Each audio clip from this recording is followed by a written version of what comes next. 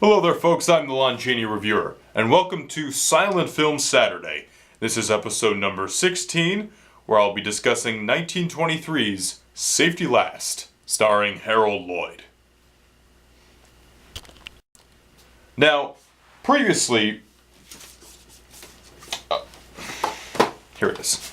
Previously, this was the edition that I had, the New Line Cinema edition, and when I started planning for Silent Film Saturday, the Criterion edition was announced, so I decided to review the Criterion edition on the week it came out. So, let me just put this away for a second, and let's take a look at this for a moment, shall we? Alright, this is a beautiful, beautiful cover. I believe it's from Efron Miller, who's done covers in the past. You see, it says they kind of photoshopped it, you know, if you want to call it that. You know, Harold Lloyd, and it says Safety Last on the clock. It's a nice use of an iconic image of a film as a cover. Here's Safety Last, spine 662. And then the back, you see Harold Lloyd's climbing on this side of the building, where you see all like different specs, like aspect ratios, silent film, black and white 73-minute from 1923. And I shall read you the special features of this film, which include the new 2K digital film transfer of the film, a musical score by Carl Davis from 1989, which was synchronized and restored under his supervision and presented in uncompressed stereo. Alternate score by organist Gaylord Carter from the late 1960s, presented in uncompressed mono-aural. Audio commentary featuring film critic Leonard Maltin and director of Harold Lloyd's films, director and Harold Lloyd archivist, Richard Correll. Also, we have an introduction by Suzanne Lloyd, who is Lloyd's granddaughter and the president of the Harold Lloyd Entertainment, Foundation. Harold Lloyd, the Third Genius, 108-minute documentary from the 80s. 3 newly restored Harold Lloyd shorts, Take a Chance, Young Mr. Jazz and His Royal Slyness, with optional commentary from Correll and writer John Bankston. Locations and Effects, a new documentary featuring Bankston and visual effects artist Craig Barron, new interview with Carl Davis, and a booklet with an essay by Ed Park. And that's the cover. Now, for most people, when they talk about their first silent film experiences, it's usually, I'd like to say, with the comedians. It just happens that way. The comedians seem to be the most universal in terms of silent filmography. I mean, there's a reason why we've heard of Chaplin and Keaton. But why is Lloyd more obscure than the other two characters? I mean, he's just as much of a genius as Keaton and Chaplin were. He made, I think according to some sources, he's made more films than they did. So, what happened? I think part of it has to do with the everyman character, which is definitely present in Safety Last, where Harold Lloyd plays a character named Harold Lloyd, who goes out to the big city to make it big in the Devour department store and be a success for his girlfriend Mildred, played by Mildred Davis. Harold Lloyd first got the idea of the film while seeing a gentleman by the name of Bill Struthers climbing a building. He was a human fly, meaning he would climb buildings just to do it and for publicity. Bill Struthers was not an actor, and he was recruited in the film as the character of Limpy Bill, and also was Lloyd's double in the long shot sequences of the infamous climbing scene, which I'll talk about that part of the plot now, because Harold Lloyd is now trying to become successful in his new job in a department store, and there's a new promotion to find a way to get customers to go to the store and get publicity. So he gets the idea to have Bill Struthers climb a building in order to get the $1,000 and attract publicity and then impress his girlfriend. A very interesting plot that leads for a hilarious climax, one of the most iconic in not only silent cinema but also film history, which is ironic because many people know the image of Harold Lloyd struggling off the clock, but they don't always know the man attached to the clock, unfortunately. Back to Lloyd's everyman character. Chaplin played the bum tramp character, a character fixated more on survival and in search of romance than anything else. Keaton appeared like an outsider and always seemed like the most interesting thing going on in his universe, and a lot of things would happen to him. You have Harold Lloyd, who is the most normal out of those two characters, because when you look at Buster Keaton, it's a bit off-putting. Same thing with Chaplin. Their characters are very distancing. Even though when you watch the films, you actually find they're very compelling characters, but when you look at them on sight, they're odd. There's something off about the character of the Tramp and the Stoneface character. But the Glasses character, the character Harold Lloyd plays, is interesting because he's a much more flexible character than the Stoneface Buster Keaton or Chaplin's Tramp character ever were. The character of the Glasses character is a character fixated on social climbing. A character that wants to improve their social situation and their economic situation. And this is very much present in Safety Last, where his character wants to go to the big city and get a job, make money and impress his girlfriend. And he seems to be struggling with that, but he finds an opportunity to promote himself and create publicity for his department store where he can probably earn some good money by doing that. And it's literally, you see him, he's literally climbing the social ladder, or in this case, a building that gives him different struggles and different, problems. That's like America, it's like rugged individualism. You have to do things by yourself in order to succeed.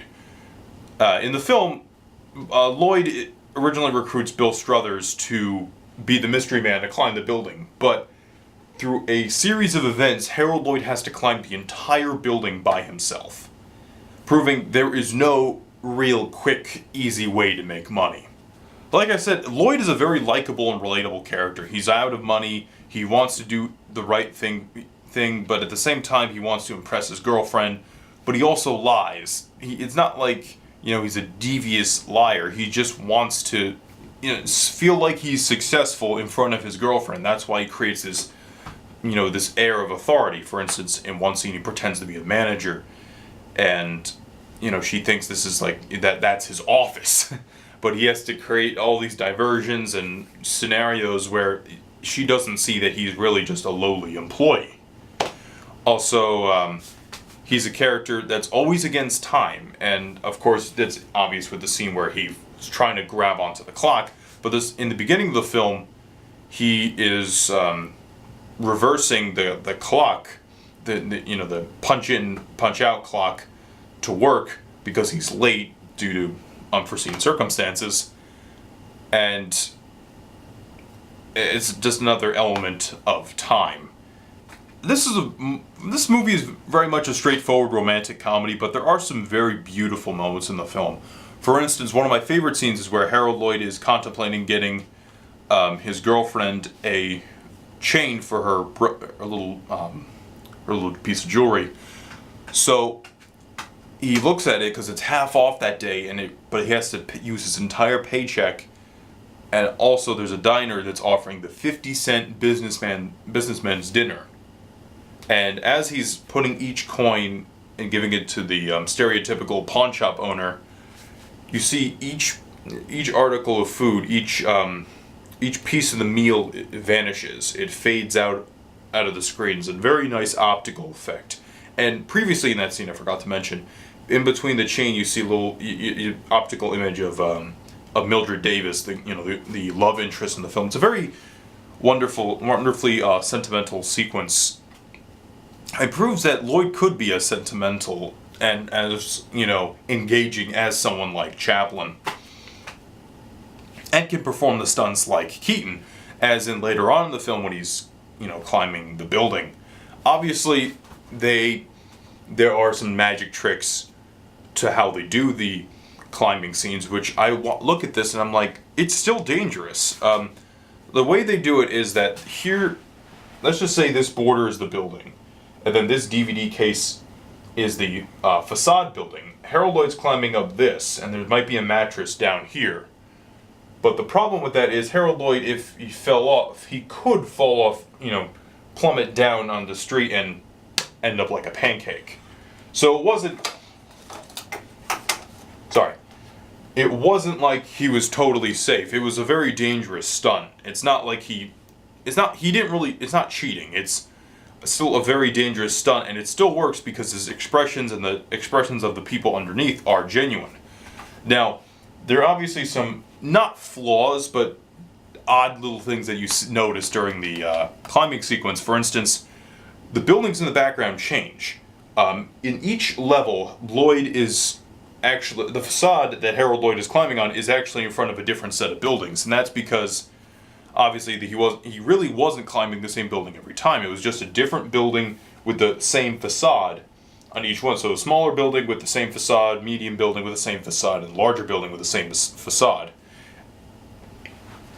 Infinitely fascinating. You find out more on the supplemental feature with Craig Barron and John Bankston. With the climbing scene, anything is possible. It's rather absurd and very interesting what happens. When Lloyd's climbing, there's like things like oh my god, there's like pigeons that fly out, there's a dog that gets involved. Obviously the clock, he's about to fall off the clock, and there's just so many instances where you almost there, but fate or destiny, kismet, whatever you want to like to call it, just ruins his day and makes it difficult for him to achieve his goal and get to the top of the building. Very hair-raising sequence. Another great little bit in the film is where Harold Lloyd is late to work. You see like these trolley cars are just packed with human mass. It's just literally just infested with human men just trying to get to work. And Harold Lloyd ultimately has to pretend that he's injured and get in an ambulance just to get to work. It's very much a dog-eat-dog world, as the film says. I guess a rugged individualism. You got to do things, on your own, and in a certain way, so that way you can beat out the competition. Which is very interesting. It's also interesting to note that this was Mildred Davis and Lloyd's last film together. She would appear in a few other films in the later part of the 20s, but that would end her film career. And they got married, and they were married for the rest of their days. The supplements on this Criterion release are more than impressive. Carl Davis discusses his history with silent film scores in the films of Harold Lloyd, and how Harold Lloyd's a bit different from Chaplin or Keaton in how they look at certain themes and how they look at women even. That's a really, really interesting tidbit there. You have 3 shorts that come on the release from like the late teens, and one of them's from like 1920, I believe, but they're like 1 or 2 reeler shorts, and they're really nice supplements, and they have commentary tracks with Richard Correll and John Bankston, and they look at those shorts and how they affected Lloyd in his future, or the character actors that Harold Lloyd would use in his later films, for instance. And there's also a commentary track that's obviously on the New Line Cinema DVD with Richard Correll and film critic and historian Leonard Maltin. Very, very good commentary track as well. And of course, one of the main highlights of the release is the documentary Harold Lloyd, the Third Genius. And they call him the Third Genius because most people think of silent comedians. They might think of that silent trio of Chaplin, Keaton, and Lloyd, but most of the time people would go towards Keaton and Chaplin, which I think Lloyd deserves as much a spot next to Keaton and Chaplin as they do next to each other, in my opinion. I mean, I'll say, out of the films that I've seen, I'll say my personal favorite out of the 3 in terms of filmmaking is Chaplin. In terms of performance, Keaton. In terms of relatability, the Glasses character is probably the best. If you're hesitant on upgrading from your DVD from 8 years ago, I highly recommend you pick up this Blu-ray. Not only if you are a hardcore silent film fan, but if you're interested in getting into silent films, I feel Harold Lloyd's a nice place to start. For me personally, after I watched like a lot of Chaney films, Lloyd was really the first like star I got into after Chaney. Not even Chaplin or Keaton first, it was Lloyd. And that's why I'm so glad I'm able to review this film for you guys, because this was such a delight to watch. And I watched it with a good friend of mine the other day, and I was intending to show him the film 2.5 years ago, and it just never happened because this disc, the New Line Cinema disc, didn't work on his player for some reason, and it just never happened. And then it happened this week, and he rather enjoyed it, and I'm glad. And I really enjoyed it again myself. It's a really nice film to watch with another person. So if you have another friend or, girlfriend or whatever, check it out. It's a really nice, very funny, and also quite suspenseful film, and a really neat introduction to silent cinema. And if you're a silent veteran, I'd really pick up this latest edition of Safety Last. Oh, yes, the Carl Davis score is fabulous. It was on the one that was on the New Line Cinema DVD, and on my blog post I wrote not too long ago, it was my number 5 favorite film score from my favorite silent film score of all time. So I'll see you guys next week for Silent Film Saturday, where I'll review the Lon Chaney film Where East is East. I had a pleasure reviewing Safety Last, and I hope you guys pick this up from Criterion. It's an excellent, excellent release. One of the best releases they've had from the first half of 2013. I'll see you guys later.